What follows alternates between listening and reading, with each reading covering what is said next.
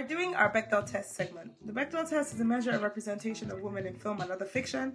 In Alison Bechdel's comic strip, one woman explains that she only goes to a movie if it satisfies the following requirements. The movie has to have at least 2 women in it. They need to talk to each other, and they need to talk to each other about something other than a man. Does Together pass the Bechdel test? No. Absolutely No, not. it doesn't. It fails. It fails miserably. Why do all these movies struggle with this so much?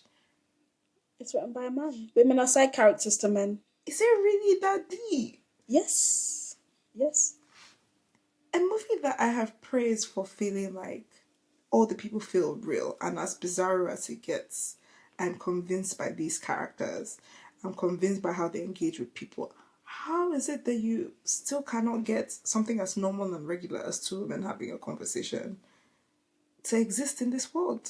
I'm actually very scared by how many movies keep on failing this. I think it's only one movie that we have been completely on board with that it definitely passed.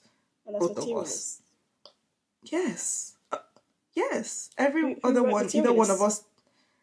us. Celine's song. Oh my God, men. Men. It's men. It's crazy. I was thinking that, okay, I was watching the movie like you with the hawk eye, that, okay, there must be something. Apart from the very opening scene, like the beginning scene where she's speaking to one of their friends or whatever about how she's going to propose, which obviously she's talking about proposing to a man. Do 2 women ever speak again in this movie? They speak again, but once again about a man, and the friend says to her, basically, you need to leave the guy.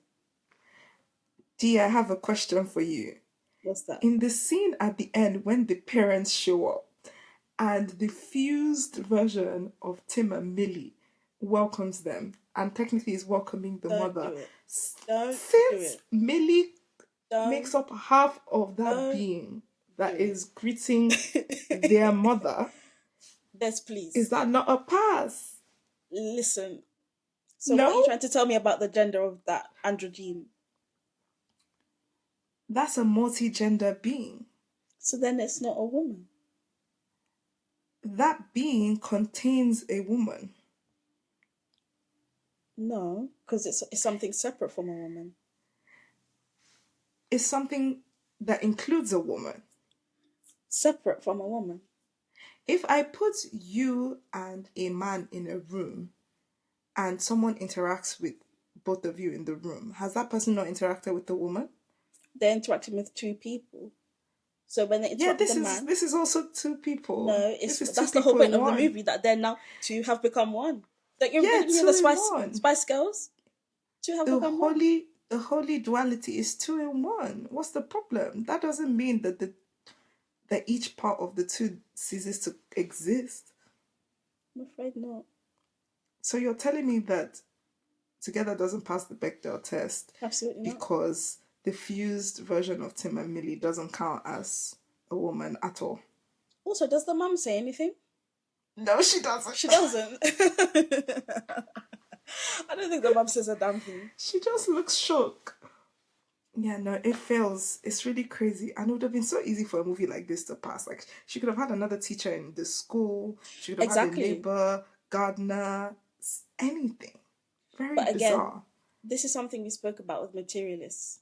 These sorts of movies that focus on romance, it's always like these directors and writers think that romance for a woman necessarily comes at the cost of her community. I just want these people to know it doesn't have to be that way. It really doesn't have to be that way.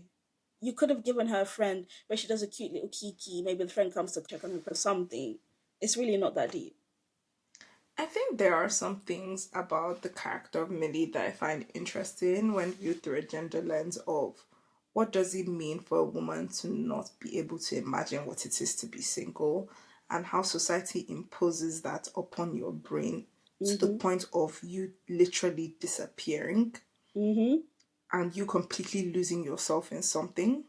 Facts. And you pretty much dying, and how that leads to death of your existence. Yep. it kind of works for me, especially because of Alison Brie's performance. Because in a lot of the scenes in the movie, I could feel that like desperation behind her eyes, not in a just purely cringy or silly way, but in an almost kind of sad and sympathetic way. And so you just want to shake her, both of them really, but especially her, and say, it's not by force. You will not die just because you and your partner break up and you'll be single for some time. You'll find another man You'll on Hinge. find These another. kind these kind of people, once one relationship ends, they jump into another one anyway. You'll be okay, babe. It's There's fine. plenty of men looking for a woman to pay all their bills. You'll be absolutely fine. You'll be absolutely fine. This man almost led to you being on the child offender Like, registry. Wake up, baby. and I think the scene that really solidifies the fact that she can't see anything other than to be partnered in some way is the scene where the friend calls her and she tells her friend a little bit, and you can sense that she's hiding some things from her friend, right? And even so, the friend is like, listen, you don't need to be with this guy. Leave the guy. In fact, I'm going to come and see what's going on because this sounds a bit funky to me. The friend asks her, what is actually keeping you with him? And she says something like, well, 10 years ago, he did this thing for me. And So? this goes back to the director Michael Shantz, where I saw that little burst of a moment in his interview talking about the movie and talking about the fact that he's been with his own partner for almost 20 years, where he's like, I don't even know where this relationship starts or ends anymore. Like, I don't know myself without her. Like, he was basically implying that if we were for some reason to not be together, who would I even be? Or what would that mean for me? Or where would I go from there? And in my Mm, head, I'm like, this is not a reason to break up with someone, but mm, that's not a reason to be with someone either. exactly. Exactly. You'd be surprised how Like, many people don't agree with what you just said. you should, if you're in a relationship and you love that person, be in your relationship and you love that person. But it's actually a dangerous position for you to put yourself in, that you cannot imagine what you look like in that person's absence at all. Because also, tragedies occur. Hmm. And especially when you have children and stuff like that, like, it's a bit scary when I see these people that completely lose themselves in people. I'm like, Mm. how? But maybe I'm just biased because I have such an extreme independence streak. I quite literally cannot fathom what that would be like. For me, this movie wasn't particularly scary, but what scares me is this conversation and Michael Shanks doubling down and saying this movie is a happy ending. The fact that you have to double check yourself and say, oh, I wonder if it's just because I'm hyper independent. That's the real horror for me. Ooh. That as a society, simply saying that you should be able to see yourself as an individual separate from your partner, the fact that that's a controversial statement, that's the horror movie for me. And so when I watched that Ooh. interview and I saw Michael Clark Shanks it. saying that, I was just like, I, I don't know what to say. And also, I think people who have the views that I have or that you have, we are often told that, well, you're just not a romantic. And it's almost seen as like a negative thing. Well, you just don't get it. You're not a romantic. And I'm like, well, you guys are giving romance a bad name. I don't want to be in any situation like what you guys are describing. It's okay to have a situation where a couple still know who they are, independent of each other. What's the problem?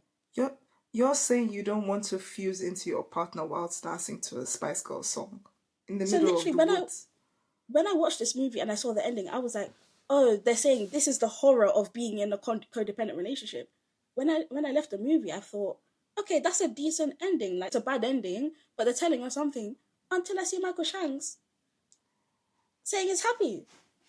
I believe in death of the author, though. I don't care that he thinks that way. I still see it as a horror ending because I think the movie you've watched for those first 90 minutes or whatever, you cannot, I cannot, as a viewer, view it as anything but them laying out to me in no uncertain terms why these people being together for the rest of their lives will be miserable for them. So the fact that it ultimately culminates in them being forced to be together for the rest of their lives, I don't know how you as a That's the viewer horror for can't you. see that as anything but horror.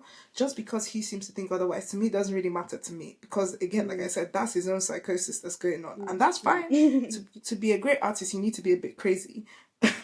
But the moment you publish your art, it's not in your hands anymore. I think the point I'm more so making, I agree with you, but I think the point I'm more so making is that I no longer trust the narrative. I don't, I don't trust what this man Mm. has to say. I don't. And I can still appreciate the movie. I can still admit, again, I'm saying this movie is mid to good. Like, I'm not saying it's a bad movie. I recommend people to go and watch it. I did enjoy it. It's just that I have a really unsettling feeling in my stomach knowing that this man has put this movie out there and he thinks this is a happy ending. That's all. I get what you're saying. I get it. Especially considering, again, like we said, this is a movie that doesn't pass the Bechdel test. So what does it mean that a man feels that way about that being how the story concludes for this woman? Bear in mind, Lily is now trapped paying all of his bills for life now. Wait, but here's the thing.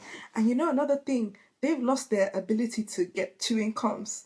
Yeah. I mean, they never had two incomes anyway. They never had two, but there was even maybe the hope of potential that maybe one day he'll make it big. Now that's absolutely It's gone. impossible.